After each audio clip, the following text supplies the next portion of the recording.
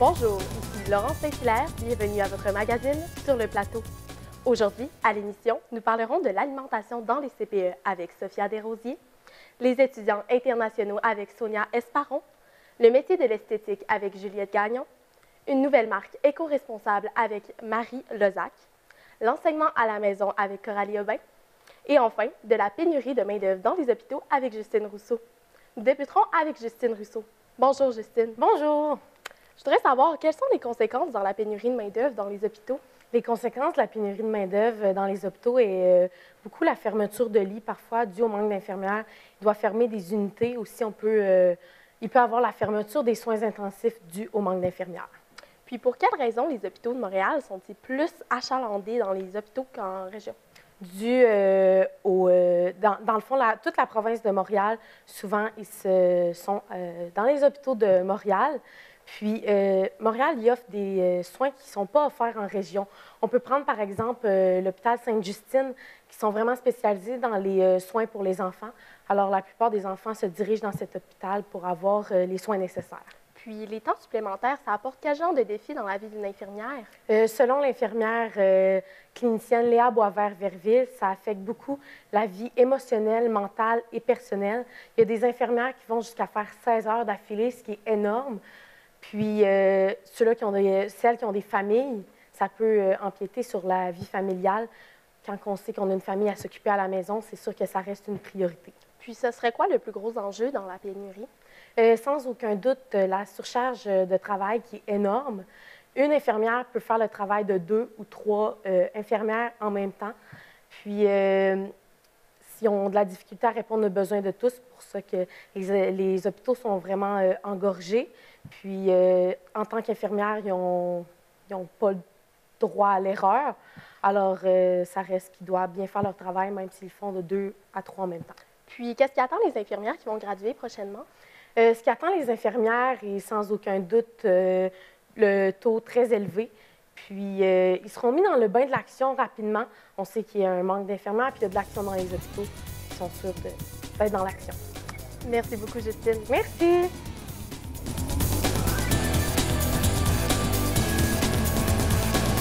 Nous allons maintenant nous adresser à Coralie Aubin qui va nous en apprendre un peu plus sur l'enseignement à la maison. Bonjour Coralie. Bonjour Laurence. Qu'est-ce que l'enseignement à la maison?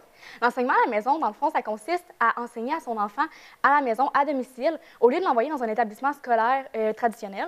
J'ai eu la chance de m'entretenir avec Valérie Saint-Amand, qui est une mère de 8 enfants et qui pratique l'enseignement à la maison à son foyer avec 6 d'entre eux. Puis, quelle méthode elle utilise? Elle utilise plusieurs méthodes différentes, en particulier des activités comme des jeux de société. Elle leur permet aussi de travailler où ils le désirent, donc à l'endroit qu'ils préfèrent. Ça peut être sur le divan, sur le trampoline ou même sur le bord de la plage. Ils peuvent aussi travailler tout en faisant de l'exercice, ce qui peut aider avec leur concentration.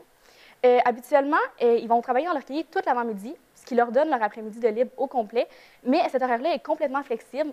Dans le fond, ils vont avec la température à l'extérieur et les envies de chacun des enfants et des parents. Puis, quels effets est-ce que cette pratique-là a sur les enfants? Valérie a dit qu'elle a vu des enfants plus sur deux, plus autonomes, gagner de l'assurance et se découvrir des nouvelles passions. Elle dit aussi qu'elle remarque qu'ils ont plus envie d'apprendre au fur du temps, car elle peut personnaliser son enseignement selon chacun de leurs enfants, selon leurs envies et leurs besoins. Puis, pourquoi est-ce que la famille a décidé de faire l'enseignement à la maison? Elle a commencé l'enseignement à la maison pour plusieurs raisons, à commencer par l'intimidation. Malheureusement, les enfants vivaient beaucoup à l'école, qui les motivaient complètement d'y aller à chaque jour. Valérie dit que ses enfants ont besoin de beaucoup d'aide, de plus d'aide que d'autres enfants. Et les écoles ne pouvaient pas nécessairement leur fournir toutes les ressources nécessaires et leur apporter toute l'aide.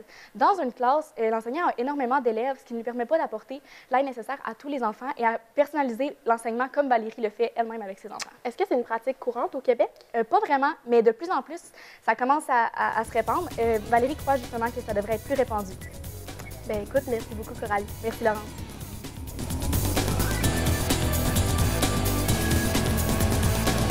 Pour poursuivre, j'aimerais m'adresser à Marie Lozac afin qu'elle nous parle d'une nouvelle marque éco-responsable. Bonjour Marie. Bonjour. Je voudrais savoir, c'est qui la fondatrice derrière cette marque? Donc, il y a quelques semaines, j'ai interviewé une jeune créatrice, Ophélia Popiel Rodriguez, une Française. Donc, depuis le confinement, elle a découvert la couture. Donc, elle a commencé à développer ses inspirations. Et donc, à 19 ans, elle se consacre pleinement à son entreprise, à sa nouvelle marque éco-responsable, et développe petit à petit sa communication pour percer dans le métier. Puis, pour quelle raison tu qualifies son travail d'éco-responsable? Donc, O Rodriguez, c'est une marque de vêtements et d'accessoires et elle utilise seulement des éléments, des textiles et des éléments recyclés. Donc, ce procédé s'appelle upcycling pour freiner le fast fashion, qui est l'utilisation rapide du textile dans le monde. Et donc, elle utilise aussi ce procédé pour réduire son empreinte environnementale et aussi car le prix du tissu actuellement est très cher. Puis, qu'est-ce qui en fait une marque différente des autres? Donc, réutiliser des éléments recyclés, c'est assez compliqué, amène des difficultés et donc amène aussi des formes atypiques. Donc, il faut vraiment un esprit créatif pour utiliser le maximum et ce qui en fait des pièces uniques et intéressantes. Puis, comment peut-on suivre la marque O Rodriguez? Est-ce qu'elle est active sur les réseaux sociaux? Oui, donc elle est très active sur TikTok, elle y montre toutes ses créations, son actualité et également elle montre aussi des workshops donc pour montrer comment elle travaille.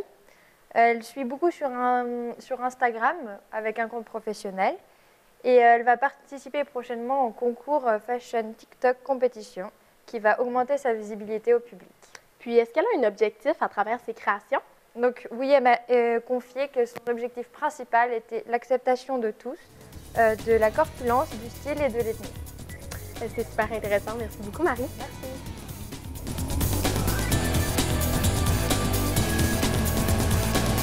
Nous continuons l'émission avec Juliette Gagnon qui nous parlera du métier de l'esthétique. Bonjour, Juliette. Bonjour Laurence. Quelle qualité faut-il avoir pour être une bonne esthéticienne? Donc, il y a 3 qualités. Il y a le côté humain qui est obligatoire dans ce métier, il y a le côté compréhensif et le côté à l'écoute. Car les clients sont là pour passer un bon moment et ils veulent ressortir du rendez-vous plein d'esprit, tranquillement, avec une belle journée. Puis, est-ce qu'il y a des compagnies qui offrent des services? Oui, il y a 2 compagnies. Donc, il y a les distributions CL, qui est des formations, donc de toutes sortes de choses. Après, il y en a l'Oasis au CFP des Rives du Saguenay, qui est des études, en fait, pour faire ce métier. Puis, est-ce que tu pourrais me nommer des exemples de formations qui peuvent être données? Oui, donc, il y a 3 formations. Donc, il y a les cils, qui est les extensions, les teintures et les rossements de cils. Après, nous avons les sourcils, qui est la teinture à sourcils.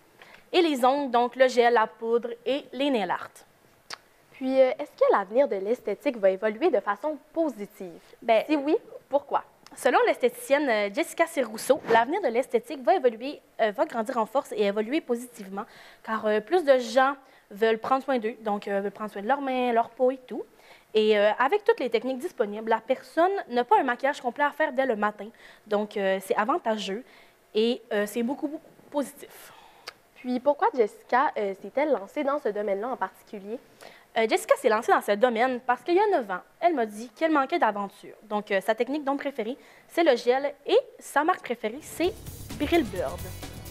Écoute, merci beaucoup. J'en ai appris beaucoup plus sur l'esthétique. Merci.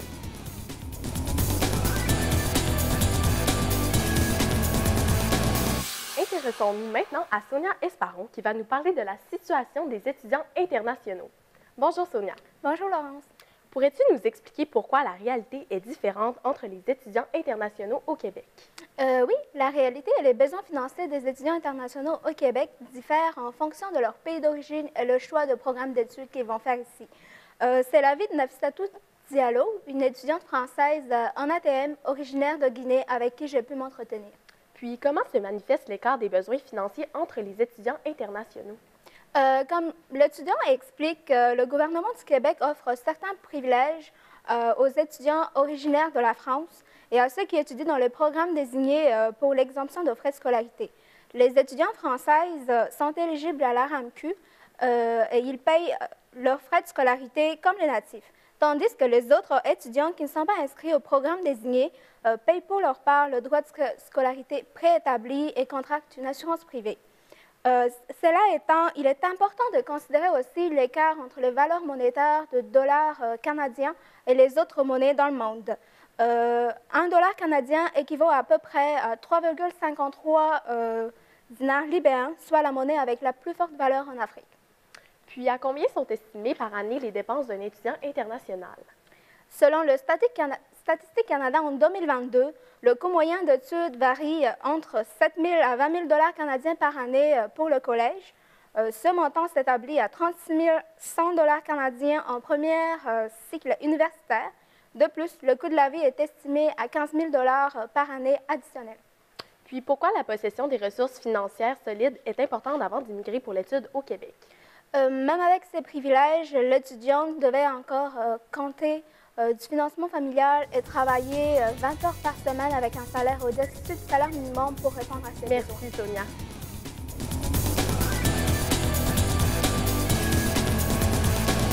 Pour terminer l'émission, parlons avec Sophia Desrosiers de l'alimentation dans les CPE. Bonjour, Sophia. Bonjour Laurence. Quels sont les principaux défis dans la production des repas? Ça va surtout être concentré sur les allergies puis les intolérances parce que chaque enfant a des allergies différentes puis c'est des cas particuliers. La source avec qui j'ai parlé, elle disait que c'est soit elle essayait le plus possible de faire des repas qui convenaient à tout le monde, mais sinon elle devait faire des repas à part pour les cas particuliers. Puis est-ce qu'il y a des restrictions lors de la remise des assiettes? Oui, elle doit servir un repas complet par jour, 2 collations puis un dessert obligatoirement. Est-ce qu'il y a une gestion des portions selon l'âge? Oui, selon la charte nutritive canadienne, on dit que ce serait préférable de faire une moitié de l'assiette de légumes, puis les 2 autres quarts, ce serait la protéine puis les produits céréaliers. Mais pour les enfants, elle trouve que c'est mieux de faire un tiers de chaque, ça s'adapte mieux à l'alimentation pour les jeunes. Puis pour quelle raison est-ce qu'elle aurait créé un livre de recettes? Oui, bien en fait, elle avait beaucoup de demandes venant des parents des enfants pour des idées de recettes parce que c'est sûr qu'il faut comprendre que les enfants, ils s'habituent au type de nourriture qu'ils reçoivent de leur garderie, du CPE. Puis les parents, ils voulaient continuer à donner cette alimentation-là. Fait qu'ils demandaient beaucoup de suggestions. Puis au lieu de donner par parent, elle a décidé de faire un livre complet pour donner des idées de recettes pour les parents. Merci beaucoup. C'était super intéressant. Merci. C'était tout le temps que nous avions pour l'émission aujourd'hui. Je tiens à remercier nos journalistes Justine Rousseau, Coralie Aubin, Marie Lozac, Juliette Gagnon, Sophia Esparon, ainsi que Sophia Desrosiers. Merci à vous, chers téléspectateurs, d'avoir été des nôtres lors de cette nouvelle édition du magazine Sur le plateau. C'était Laurence Saint-Hilaire et je vous souhaite une excellente journée. Merci.